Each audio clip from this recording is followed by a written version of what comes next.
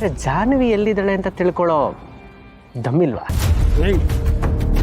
ನನ್ನ ಹೆಂಡತಿ ಜಾಹ್ನವಿ ಅವ್ರು ಎಲ್ಲಿದ್ದಾರೆ ಅಂತ ಹೇಳಿದ್ರು ಹೋದ್ರೆ ದಿಸ್ ಈಸ್ ಯುವರ್ ಎಂಡ್. ಸಾಯಿಸ್ಬಿಡ್ತೀನಿ ನಿನ್ನ. ನೀವು ನಾನು ಸಾಯಿಸಲ್ಲ ಸರ್, ಯಾಕಂದ್ರೆ ನಿಮ್ಮ ಪ್ರಾಣಕ್ಕೆ ಪ್ರಾಣವಾಗಿರೋ ಜಾಹ್ನವಿ ನನ್ನ ಹತ್ರ ಇದ್ದಾಳಲ್ಲ.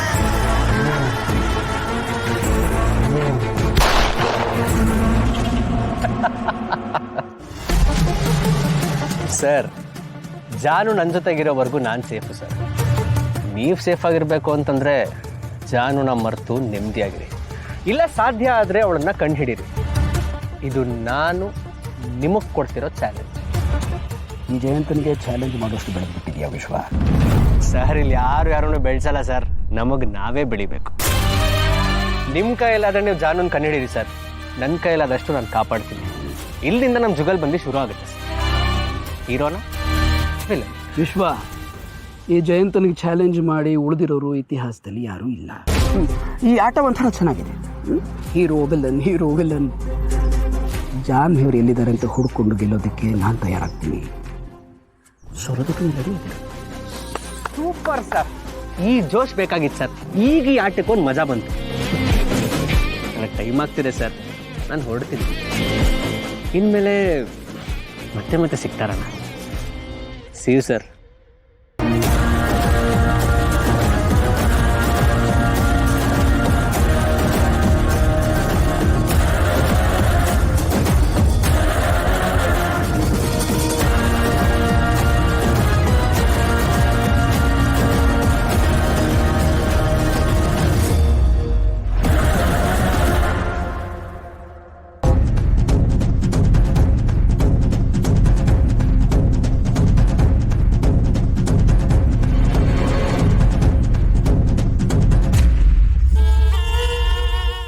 ಆ ಭಾವನಾ ಬಗ್ಗೆ ಸಿದ್ದುಗೆ ಎಲ್ಲ ಹೇಳಿದ್ರಿ, ಆದರೆ ಯಾಕೋ ಇದೆಲ್ಲ ವರ್ಕೌಟ್ ಆಗಿಲ್ಲ ಅಂತ ಅನಿಸ್ತಾ ಇದೆ. ಆ ಭಾವನಾ ಮೇಲೆ ಇದೆಲ್ಲ ಯಾವುದು ಪರಿಣಾಮನೇ ಬೀರ್ದಂಗಿಲ್ಲ. ನನ್ನ ಮಗನ್ನ ಅವಳ ಕಡೆ ಎಳ್ಕೊಂಡಿದ್ದಾಳಲ್ಲ, ಅದಕ್ಕೆ. ಇರಲಿ ಮೊದಲನೇ ಸಲ ಅಲ್ವಾ, ಅವಳು ಏನೋ ನಯವಾಗಿ ಹೇಳಿರ್ತಾಳೆ, ಅದನ್ನು ಅವ್ನು ನಂಬಿರ್ತಾನೆ. ಪುನಃ ನಾವು ಇದನ್ನೇ ಮಾಡಿದ್ರೆ ಅವನ ತಲೆ ಕೆಟ್ಟು ಅವಳು ಕುತ್ತಿಗೆ ಹಿಡಿದು ಹೊರಗಾಗ್ತಾನೆ.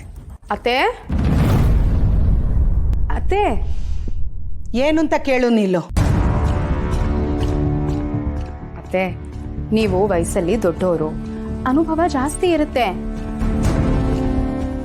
ಆಡಿದ ಮಾತಿಗೆ ನಡ್ಕೋತೀರಾ ಅಂತ ಅನ್ಕೊಂಡಿದ್ದೆ, ಆದ್ರೆ ಶಕುನಿ ಬುದ್ಧಿ ತೋರಿಸ್ಬಿಟ್ರಲ್ಲ. ಏಯ್, ಏನೇ ಮಾತಾಡ್ತಿದ್ಯಾ? ನಾಲಿಗೆ ಬಿಗಿ ಹಿಡಿದು ಮಾತಾಡು, ಇಲ್ಲ ಅಂದ್ರೆ 4 ಬಿಗಿ ಬೇಕಾಗುತ್ತೆ. ಏನ್ ಮಾಡ್ಲಿ ಅತ್ತೆ, ನೀವು ಮಾಡಿರೋ ಕೆಲಸನೇ ಅಂಥದ್ದು. ನಮ್ಮ ಮಧ್ಯೆ ನಡೆಯೋದನ್ನ ನನ್ನ ಗಂಡನಿಗೆ ಹೇಳ್ದೆ ಅವ್ರ ತಲೆ ಕೆಡ್ಸೋದು ಬೇಡ ಅಂತ ಅನ್ಕೊಂಡಿದ್ದೆ, ಆದ್ರೆ ನೀವು ಎಲ್ಲ ವಿಷಯನೂ ಅವ್ರಿಗೆ ಹೇಳ್ಬಿಟ್ಟು ಅವ್ರ ಮನ್ಸು ಕೆಡಿಸ್ಬಿಟ್ರಲ್ಲ. ಯಾಕೆ ಹಾಗೆ ಮಾಡಿದ್ರಿ? ಏನ್ ನಿಮ್ಮ ಉದ್ದೇಶ? ನೀವೇನಾದ್ರೂ ಹೀಗೆ ಮಾಡಿದ್ರೆ ಮುಂದಿನ ಸಲ ನಾವು ಮಾತಾಡ್ದಾಗೆಲ್ಲ ನಾನು ರೆಕಾರ್ಡ್ ಮಾಡಿಕೊಂಡು ಸಿದ್ದು ಅವ್ರಿಗೆ ತೋರಿಸ್ಬೇಕಾಗುತ್ತೆ. ಆಗ ಹೇಗಿರುತ್ತೆ ಯೋಚನೆ ಮಾಡಿ.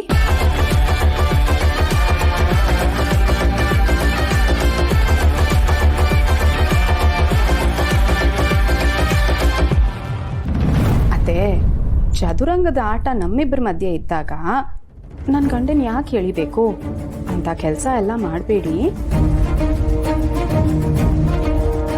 ಭಾವನಾ, ಏನ್ ನೀವು ಅತ್ತೆ ಹತ್ರ ಈಗಲೇ ಮಾತಾಡ್ತಾ ಇದ್ದೀರಾ?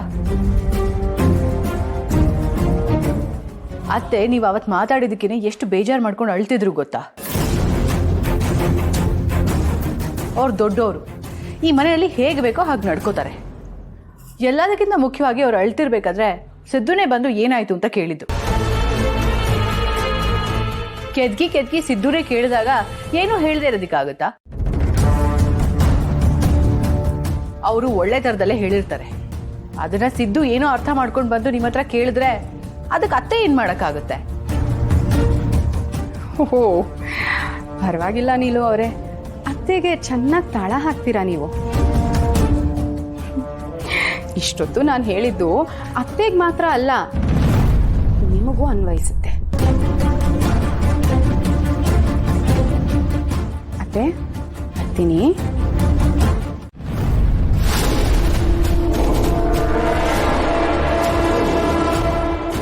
ಅವ್ಳು ಇಷ್ಟೆಲ್ಲ ಮಾತಾಡೋ ಬೇಗ ಎಲ್ಲಿಂದ ಬರ್ತವ?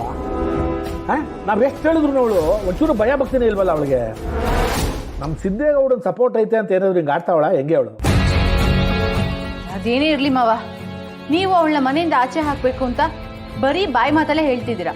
ಅವಳನ್ನ ಬೈಕೊಂಡು ತಿರ್ಗಾಡ್ತಿದ್ದೀರಾ ಹೊರತು ಅವಳ ಮನೆಯಿಂದ ಒದ್ದು ಓಡಿಸೋದಕ್ಕೆ ಏನು ಮಾಡ್ತಾನೆ ಇಲ್ಲ.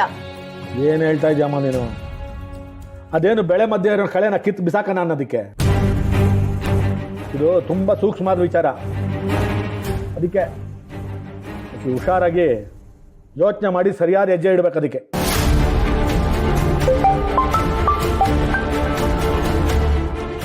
ಹೇಳ ಸುರೇಶ, ಎಲ್ಲಿದ್ದಿಲ್ಲ?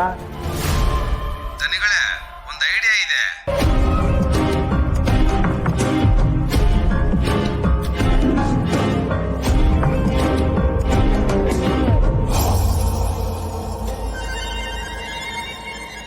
ಸರಿ ಕಲ ಸುರೇಶ, ನೀನು ಹೇಳ್ದಂಗೆ ಮಾಡಮ್ಮ. ಬಿರಿನ್ ಬಾಯ್ಲಿ ಅಲ್ವಾ? ಅವಳನ್ನ ಮನೆಯಿಂದ ಆಚೆ ಕಳಿಸೋದಕ್ಕೆ ಒಂದು ಒಳ್ಳೆ ಪ್ಲ್ಯಾನ್ ಸಿಕ್ತು ಕಣವ. ಹೌದಾ? ಏನ್ ಪ್ಲಾನ್ ಮಾವ? ನೋಡವ, ನಮ್ಮ ಸಿದ್ದೇಗೌಡ ಅವ್ರ ಅವ್ವನ್ನ ಅವ್ರ ಹೆಂಡತಿ ಬೈದ್ಲು ಅಂತ ಹೋಗಿ ಕೇಳೋನಲ್ವೇ?